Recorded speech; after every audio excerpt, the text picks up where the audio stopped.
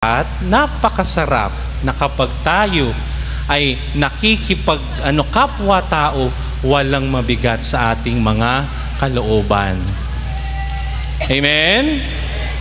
Kaya yan ang iniiwan sa atin ngayong aral ng Panginoong Hesus. Magpatawad tayo, lalo tigit sa ating mga kaaway. Bakit? Tatandaan ninyo. Kayo ba'y nakakita na ng sunog? Pag may sunog, anong gagawin ninyo? Huwag niyong ibibidyo, ha? Tawag muna kayo ng bumberong katulad ko, ha? Pag may sunog. Pag baga may sunog, hagisan mo ba ng hagisan ba ng buhangin? Hindi. Hindi mamamatay ang baga niyan. Kapag ba may sunog, hagisan mo ng abo? Hindi rin. Bakit? Yung baga niyan, buhay pa rin. Kapag may sunog, ano gagawin? Ang papapatay mo, malamig na tubig.